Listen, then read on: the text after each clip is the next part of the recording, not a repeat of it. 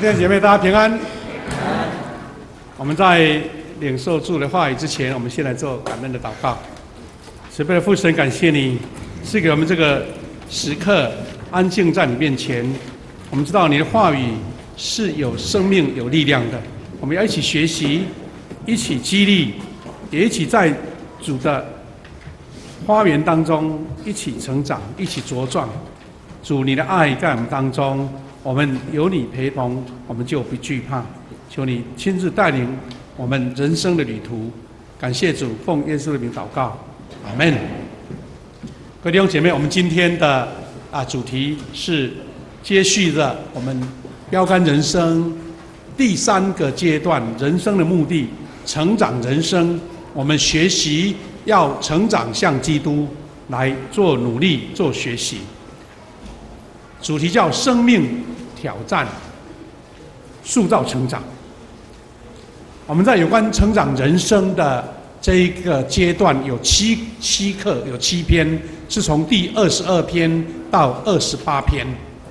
如果你每一天一个礼拜读2篇，大概现在已经读到28篇了哈。这个礼拜要读28篇，所以如果你有按照阅读，你会非常仔细的看到这个课程里面的内容非常的细腻，很多里面的文字呢，不是牧师在一个大纲式的讲道能够完成的，你要一段一段去从文字当中得到非常重要的一个学习哈。那牧师是一个归纳，让我们大概用2个阶段。上一次我们是用成长人生学向基督一起学习。那这一个阶段，我们一起来学习后半段，就是生命的挑战，是你塑造跟成长重要的一个里程碑。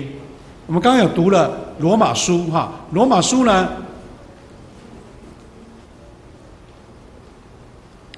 8章26节、28节是我们喜欢的经文，也是很熟悉的经文了哈。那这个经文呢，前面那2节不是我们今天讲的主题，不过我们读了这里会发现说这有关联的哈。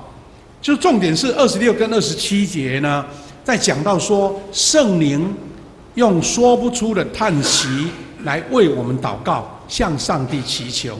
你会想说我好好的，为什么圣灵要为我祷告呢？重点在这里啦，因为你是在神的成长计划当中，就好像一个小孩被家长、被父母亲抚养，父母亲随时在关照他，因为知道他在每一个成长的阶段都有不同的挑战，有不同的功课要学习，所以圣灵就用说不出的叹息为你祷告，因为他知道你的需要。所以27节说，洞察人心的上帝知道圣灵的意思。那很有节奏的哦。圣灵为你祷告，然后上帝知道圣灵为你祷告什么。他说，圣灵依照上帝的旨意替他的子民祈求。那祈求什么呢？28节是我们今天的主题经文。大家说，我们知道上帝使万事互相效力，叫爱上帝的人，就是他按照他自己旨意呼召的人，都得益处。好了，万事就是所有的事，好事坏事，快乐困难挑战，什么事都是在我们基督徒的人生经历当中无法避免的。然后我们等一下会解释说这段经文对我们什么样的意义哈。那第2段经文是在提醒我们，就是有关哥林多前书10章这一段的话，简单意思很清楚，他是在说什么呢？我们基督徒在成长的过程当中有一个陷阱，就是我们自以为我的信心很坚定了，我自己站立得稳了，我自己呢有一点骄傲，有一点自信。那他说要小心，因为通常都是志得意满的时候在跌倒的，人都是在成功的时候就种下了失败的原因的。这是从历史、从人类的经验当中要注意的，所以他在提醒我们基督徒要小心，免得跌倒。他说我们会遇见试探的，换句话说，你自己有自信，但是你没有办法去抵挡看不见的试探啊，你没有办法抵挡从不知什么地方而来的挑战啊，苦难呢，你怎么去预防呢？问题在这里。所以，当你不小心，或者你觉得失去心防的时候，那个挑战、魔鬼的试探就来了。但是神给我们一个应许，他说，我们遭遇的每一个试探，无非是一般人所受得了的。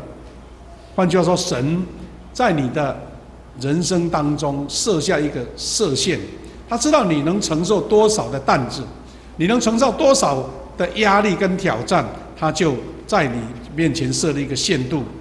他说，上帝是信实的，他绝不让我们遭遇到无力抵抗的试探。当试探来的时候，他会给你力量，使你担当得起，替你们赶开一条出路。换句话说，我们如果在神的里面，跟神的脚步接近，你会发现说，人生有试探，人生有试炼，人生有痛苦，人生有苦难，但是神已经透过圣灵已经在保护着你，为你祷告，知道你承受的多少，你的斤两是多少，然后神会设一个界限，让你不会超越你所能抵抗的，而且还要为你打开一条出路。那这个是基督徒在成长历程当中，今天我们要讲，等于是这个成长人生的第二阶段。第一个阶段，我们2个礼拜前了哈，应该是3个礼拜前了，也可能有一点忘记了哈。那个时候我们是在学说，我这一个基督徒怎么样积极的学习成长，比较属于正面的一个领受。我们曾经提到说，我们的学习的目标就是主耶稣基督，我们要学像基督就能成长。我们怎么样呢？我们要学习真理，圣经的真理，我们才能够成长。我们要改换我们的心智，我们的心境要改变，价值观改变，你才能够成长。而且我们要把旧的习惯、旧的思维、旧的传统除去，要穿上新人。那这个就是我们正面的、积极面的，而且我们还有一个非常重要的一个前提，就是我们不能靠自己单打独斗，我们要穿上全副的属灵的军装，抵挡魔鬼的诡计。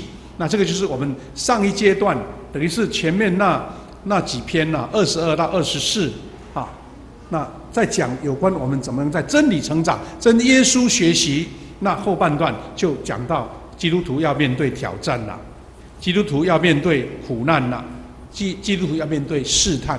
那这是我们在平常属世的生活当中我们无法避免的。那这个就是我们今天的主题，要一起来分享。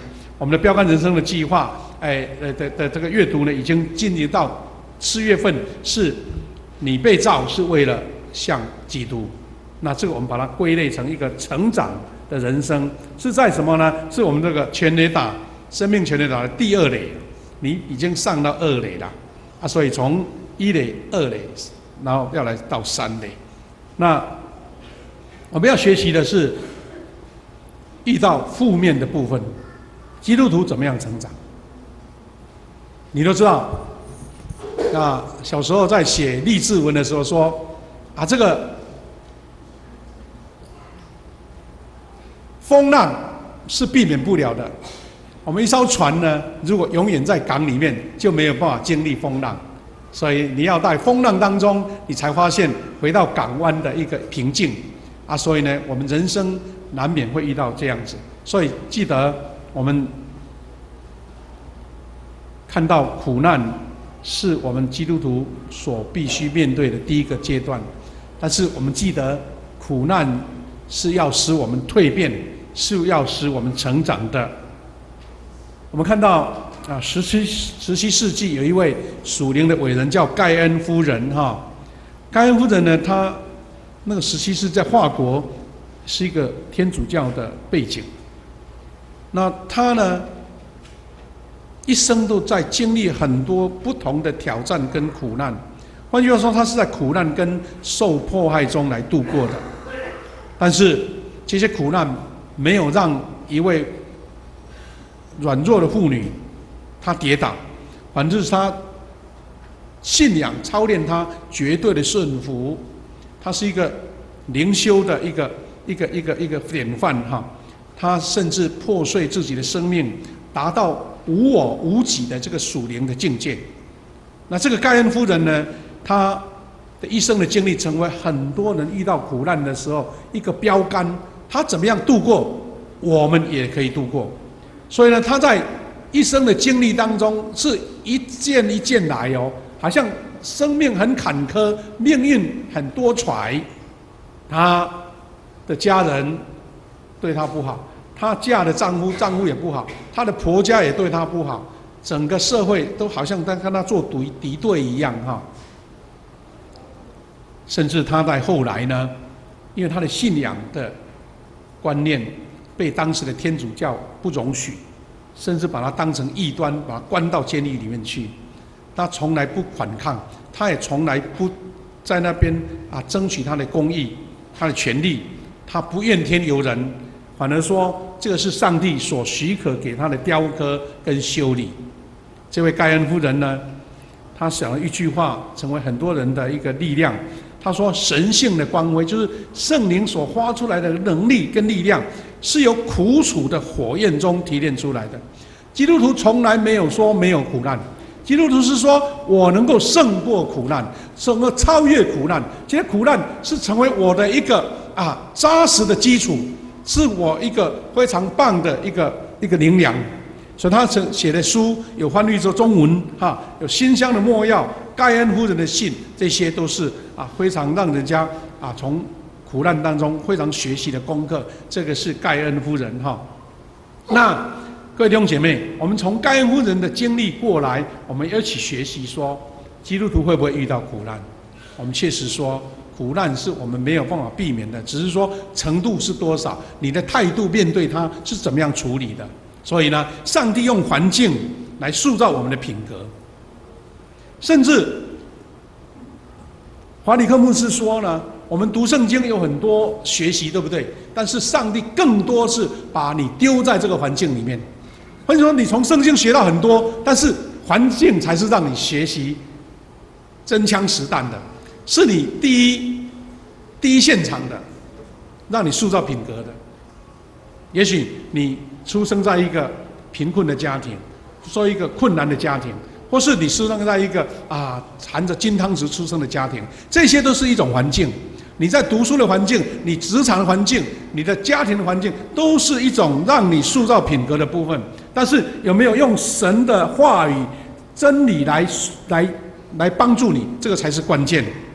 所以呢，上帝他的圣经里面就这样子表明清楚，说他用苦难使人更亲近他。圣经说，耶和华靠近伤心的人，拯救灵性痛悔的人。换一句话说，人遇到挑战、苦难、伤心的时候，反而是你跟神最接近的时候。所以记得，各位弟兄姐妹，发生在你身上的每一件事，你如果把它看成一个累赘，一个麻烦，那你会觉得一生都一直在处理这些麻烦当中。但是你遇到困难的时候，你发现这个都有属灵的意义，那就不一样了。你会去求告神说：“神啊，你给我这个功课，到底让我学什么？”你会发现说，每一件事情就形成一种新的力量，也是让你跟神的关系更亲近。记得我们的人生的当中，我们外表发生的事情，都是没有办法去避免的，因为它发生在你身上，也发生在别人的身上。重点是，外面的事情远不及你内心发生的重要。这怎么解释呢？同样是坏天气，有的人觉得这增加了我的斗志，有人认为说这个坏天气，怎么那么拍温这样子，怨天尤人。那态度不一样，你对坏天气的感觉就不一样。上个礼拜刚好是复活节那我们附近有一间教会，在山区的教会，那个牧师他告诉我说，他们早上就预备好了，准备要去做什么晨光礼拜。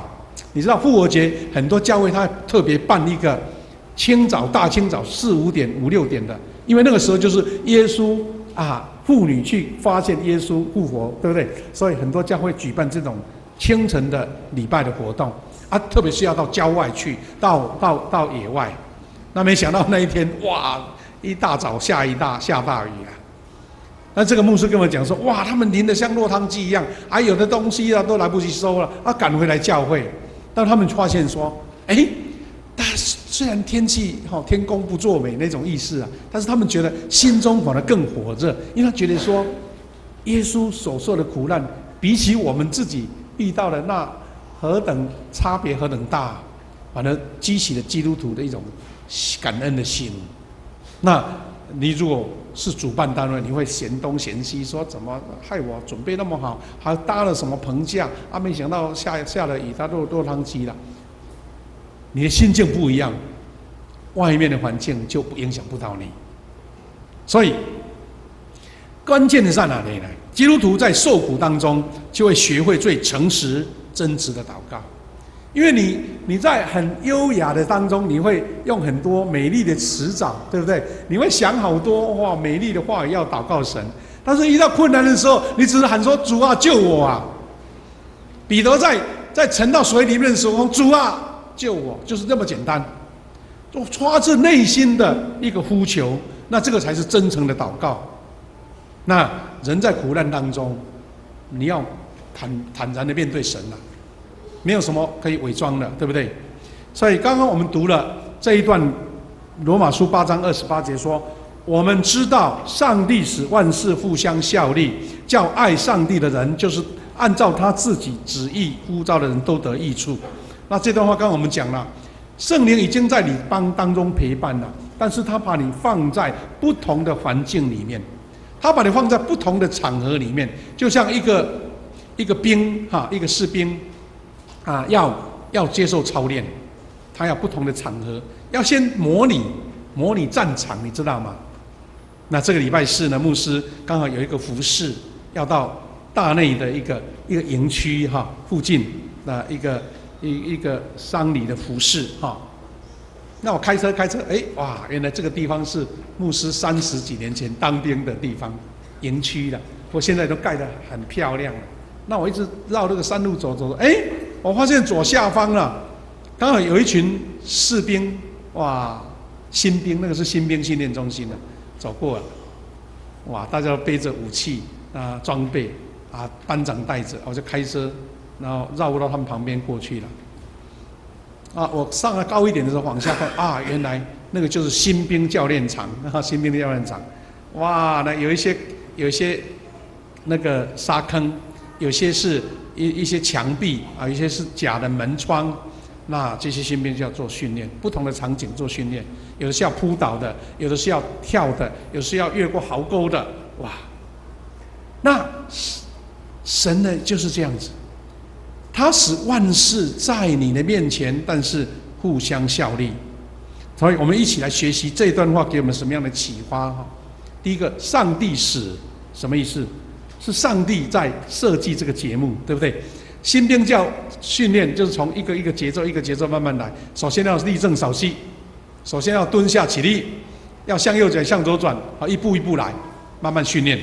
那上帝是万事万物后面一位伟大的设计者，他在你身上做了一个训练计划，那圣灵在旁边陪伴你。所以万事是什么？上帝对你生命中的计划，还包括你生命中的一切。当你有这样的确信的时候，你就不会对前面发生什么事情你在担忧，你在觉得到底怎么办？我能不能承担得起？因为神都已经为你一计划了，而且他还说万事是互相效力的，它不是单独运作的，它是有关联的，它是有互相的效应的。然后重点是让你得益处。换句话说，你遇到的可能是困境，可能是挑战，甚至是失败，甚至是受伤。不过呢，神是最擅长让败坏的世界带出美善的，是让不好的事变成好事，是让本来是失败的事变成荣耀的事，是让本来是受苦的事，那个疮疤变成荣耀的勋章的事，都是上帝最擅长的事情。那重点是基督徒有没有这样的确信？你面对苦难的时候，你的态度是什么？你是逃避？你是发现上帝不关心你？是上帝要故意跟你开玩笑吗？记得爱上帝，还有被呼召的。他说要给凡爱上帝的人，或者说按照他旨意呼召的人，这一群人就是一群已经决志受洗的基督徒。你已经决志要接受上帝为你的上帝，耶稣为你的救主的。他说这个应许就是给你这一群人，因为你是被呼召的，而且你本身也爱上帝的，这些人就是神所要给你的益处，而且是按他旨意是什么？是生命中所发出的一切都是上帝所容许的，为要成就他的目的，按他旨意。你有没有去细心体会到，在你身边所发生的每一件事情都有他美好的旨意呢？这个就是你跟神关系的重点。所以各位弟兄姐妹，刚刚呢，我们读了经文，给我们一个非常重要的指标，我们是要学习的哈。学习像耶稣在面对困难的时候，面对难处有这些重点。第一个，记得上帝的计划是美好的，因为万事都互相效力嘛。你不要一下子看到困境就先怨天尤人了，你会发现说，神啊，你要给我摆在这个位置是什么意思？有人突然间不小心就被 fire 掉了，被失业了啊，就开始怨天尤人，说神啊，你怎么都不跟我同在呢？原来神为你预备一个更美好的一个场地，那你要看得见后面的。第二个，在遇见困难跟困境的时候，先不要设限在自己，你要学会喜乐跟感恩。除了万事互相效力之外，保罗也跟我们讲说，遇见任何事情，凡是以感谢做出发。第三个就是不要马上放弃，拒绝放弃。那这些都是我们基督徒一个非常重要的指标。遇见困境的时候，那第二个挑战是什么？试探。我们要在学习在试探中来成长。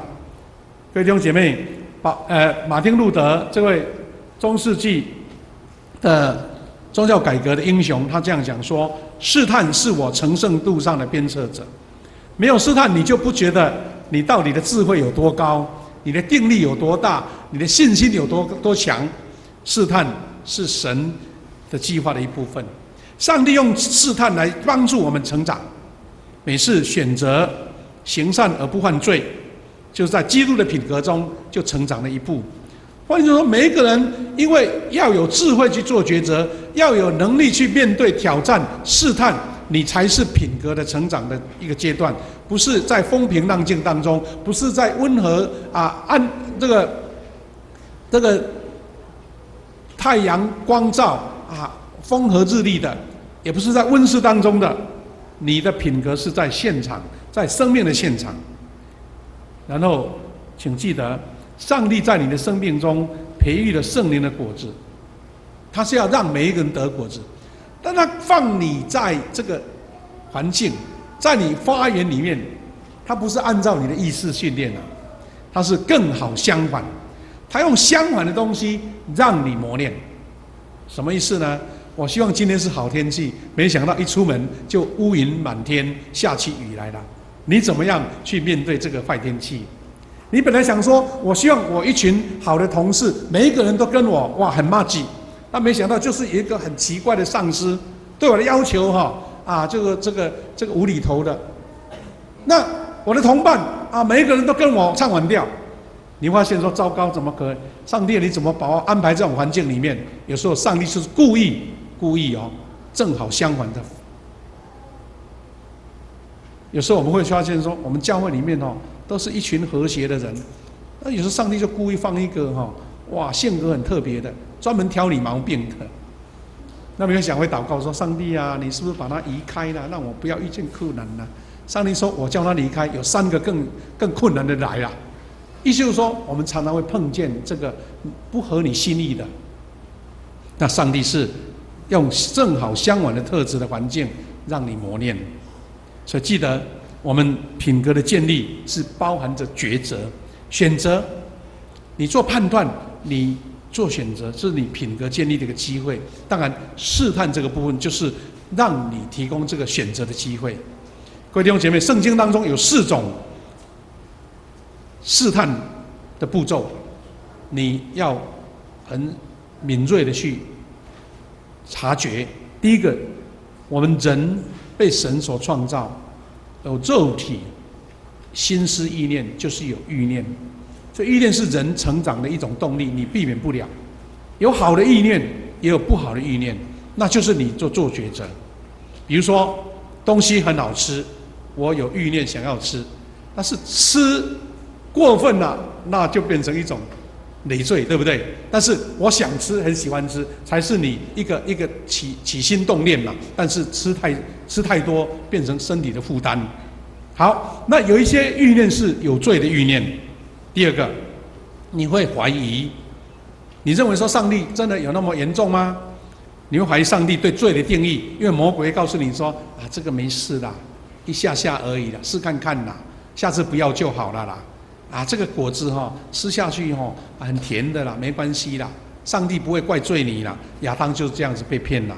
还有，撒旦用一种似是而非的话在欺骗你。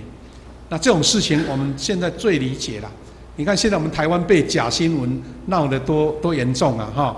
你以为对的啊，原来是不对的。你以为是千真万确的新闻啊，他说不对，那怎么办？你要做抉择，你要做判断。所以魔鬼最会用这种方式，然后你会不顺服，就刚刚我们读的哥林多前书那段经文一样。你以为自己有自信，你绝对不会跌倒，你绝对不会被欺骗，你绝对不会被诱惑。但是你发现，竟然是降服在诱惑，相信撒旦的谎言。那所以呢，这些部分就是我们人没有办法去避免的。只要你是一个生理、心理正常的人，就会碰到这些。那基督徒我们怎么样胜过试探呢？有4个步骤，圣经的步骤。第一个，他叫你要转移注意力，而不是正面对抗，因为你要靠你的意志力，靠你的坚持度，叫你的意念苦战，那很困难，到时候都是你投降的份，因为魔鬼的诡计比你的毅力该多了。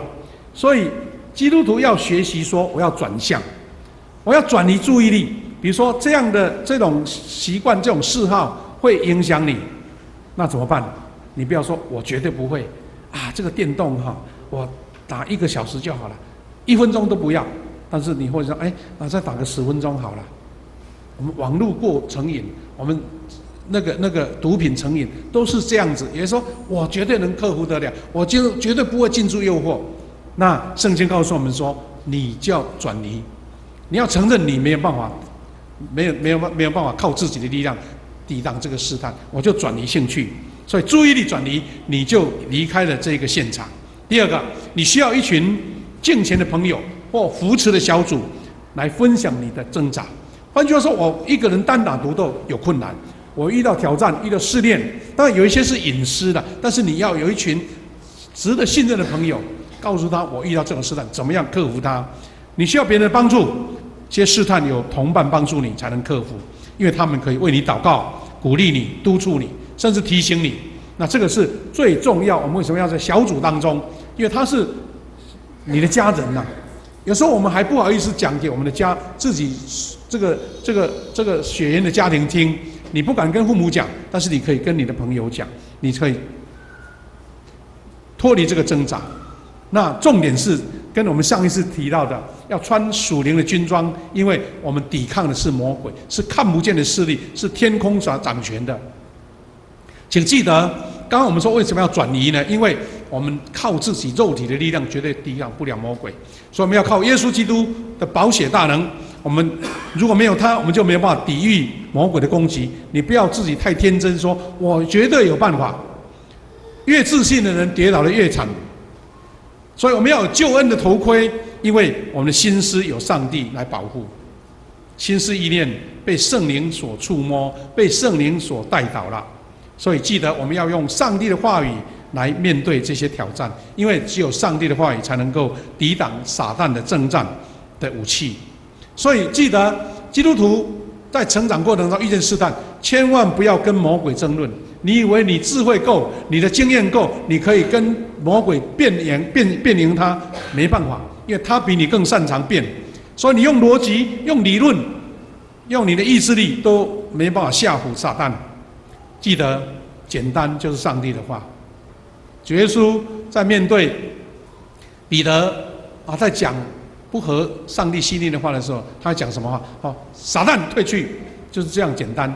你不要用自己的方法去逻辑、去思考，都没有，要用上帝的话让魔鬼发抖。所以，为什么我们会在礼拜天会请大家背这个月的经文？这经文不是一个功课或是一个学业而已，是让你成为一个生命的武器。背经文是抵挡试探最好的武器。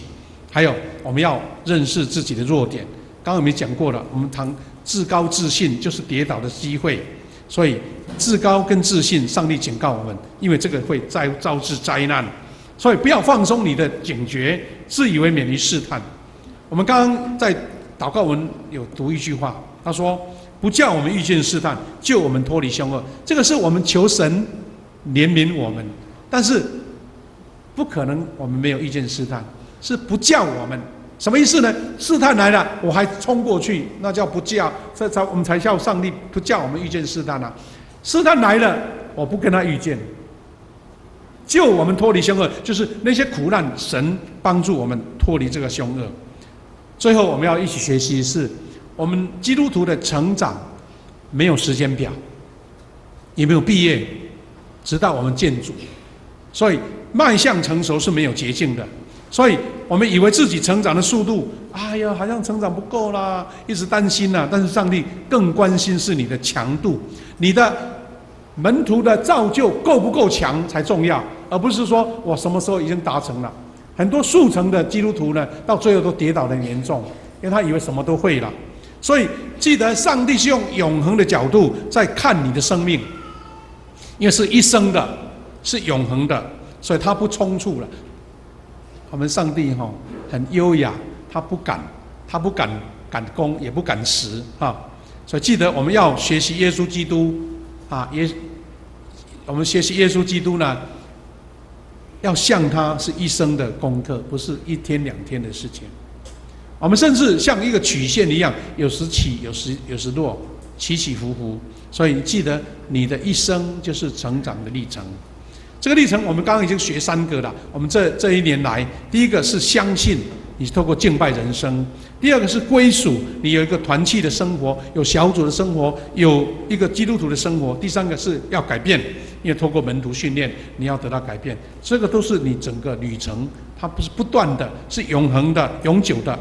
所以记得，我们为什么要这么久呢？记得我们是一个迟缓的学生，好像什么事情我做了，好像又要重来。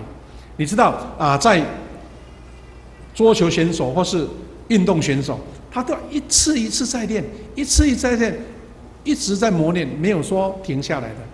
运动选手他如果不练习，他很快就生疏掉了，他一上场就输掉了。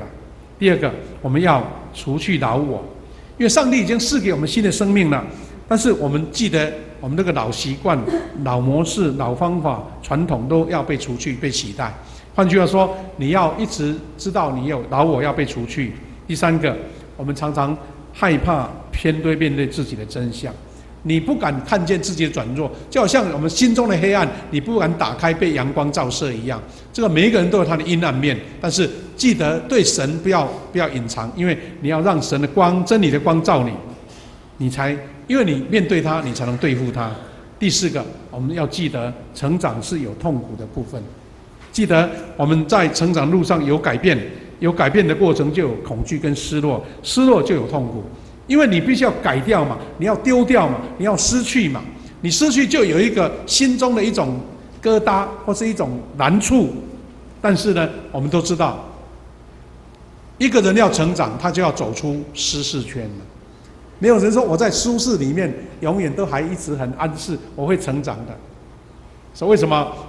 很多企业家他把那第2代丢到国外，让他去自己去磨练，或者把他丢在那个职场里面最低阶的，从扫地开始，倒茶开始。为什么？他可以把他抓过来就直接当主管了。为什么？他就让他从那个地方开始，因为那个舒适圈，他才走出舒适圈，他知道这个职场钱不好赚，不是他茶来张口。就这样就解决了。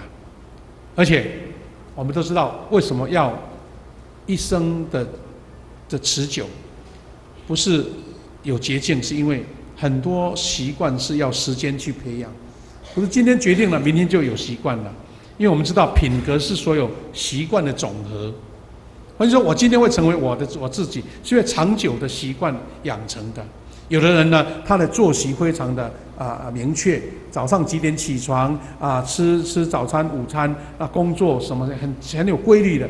你说他一天养成了吗？他是长期累积来的。所以你的坏习惯要改，也大概要一段时间不是今天说要改，明天就就是没2-3天就恢复原状了。